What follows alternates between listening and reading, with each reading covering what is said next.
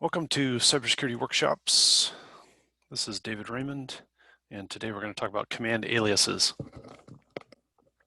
So we're continuing on our introduction to the command line interface, and we're in Module 4, working with Linux commands.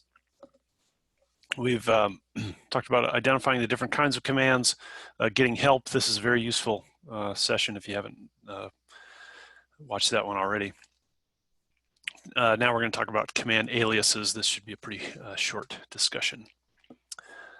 So we're going to understand the use of aliases in Linux, and we've sort of hinted at this before, but here we're going to get into some of the details. We're going to use the alias command to create aliases, and we're going to use the unalias command to make aliases go away.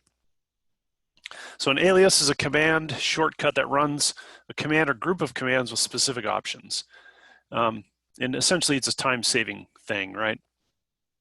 You don't have to type in the same thing over, if you often use ls with certain flags, for example, you don't have to, if you alias that thing, then you don't have to type in those flags all the time.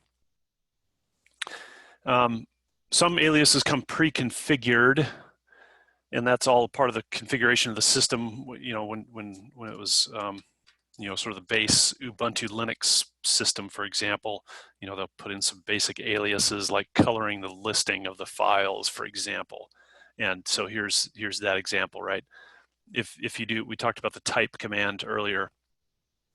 If you do type space ls, it's going to tell you that ls is an alias, and it's alias to ls -- color equals auto. So that's what gives us the, if we didn't have that alias in place, you did ls, it would just give you the sort of white on black listing of files. But this alias makes it so that the output is colored. So that's just an example of a sort of a pre-built-in alias.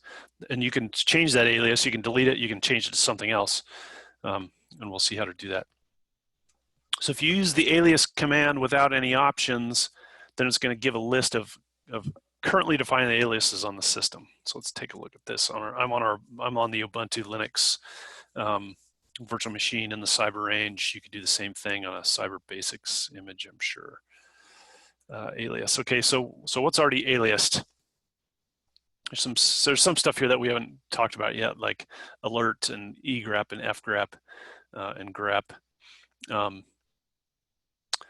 If we look at ls, here's that ls. ls is alias to ls -- color equals auto. These are kind of interesting. So there's la, and that's alias to ls - capital A. And then ll is alias to ls - al capital F.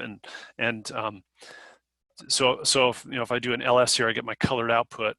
If I do an ll, we often use ls - al. When I do a file listing, I use that a lot. That shows all the, we've talked about this before, that shows all the files, including the ones that start with a dot. Remember, if the file or directory starts with a dot, it's a quote unquote hidden file. Not hidden very well, but it's hidden. It's hidden from just the ls command all by itself. So the -a shows you all the files, and then the -l gives you this long listing, so you get multiple columns of stuff here. And what we didn't talk about is the ll command. And we haven't talked about the ll command because ll isn't a command, it's an alias, right? So if I said type ll is aliased. So I see here, ll is alias to ls - alf. And if I do an ll, I get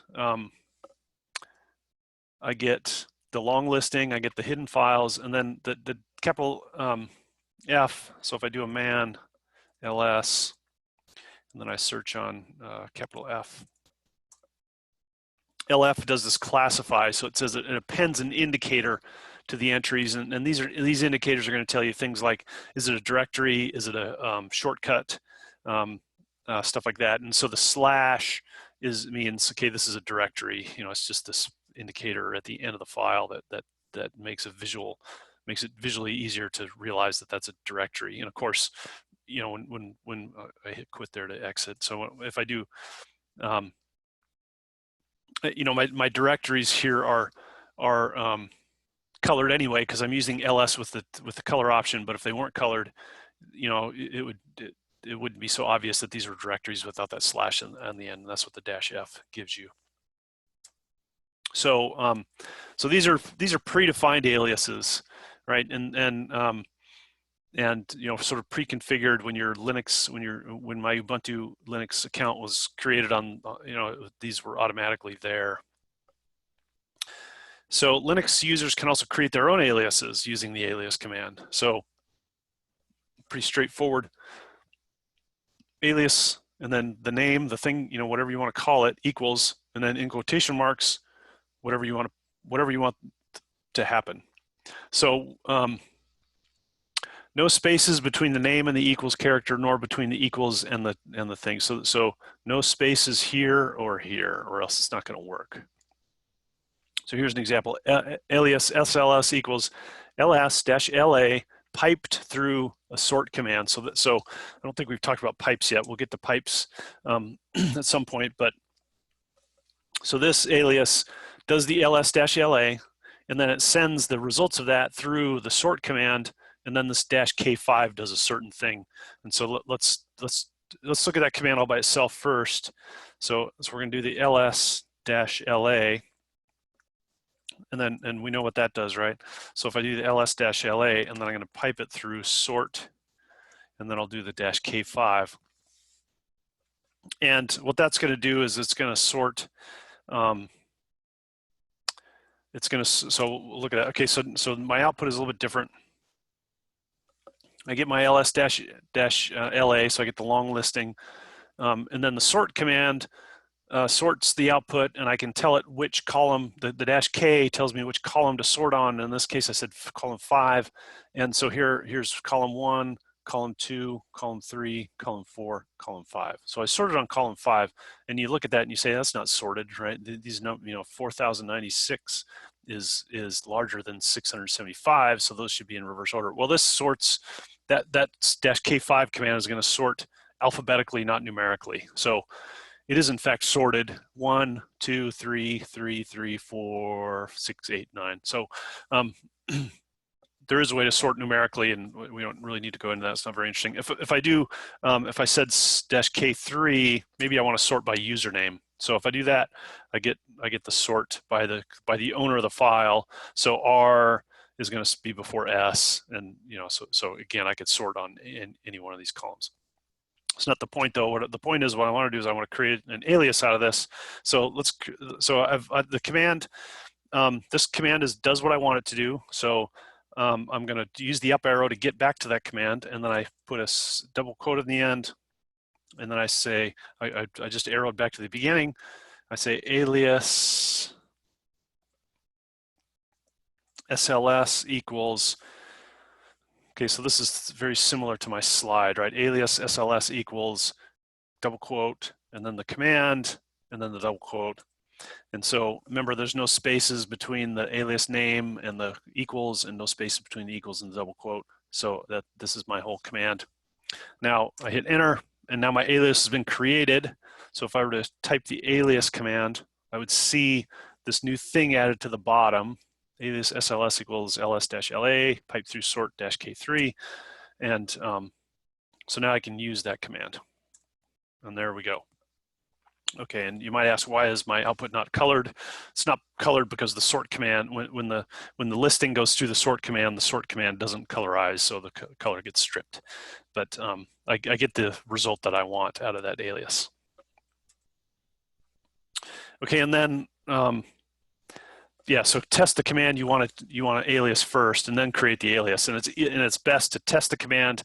Then instead of typing out the whole thing again, you might make a typo. Best way to do it is the way I just demonstrated, which is type the command, make sure it works, then use the up arrow key, go to the end, put in the double quote, go to the beginning, put in alias, name of the alias equals double quote, and then that should do what you want. Unalias is used to remove aliases, right? So unalias, and then the alias name. And so if I look here, my SLS alias is there. If I say unalias, so if I don't want to have that thing aliased anymore, then I can do that. And that now if I say alias, that doesn't exist anymore. And if I do SLS, no, it doesn't exist, right? That part's pretty straightforward. Okay, so so I would encourage you to go ahead and work on the lab associated with this discussion, and teachers, you need to provide the lab to your students. All right, so thanks, and we'll see you next time.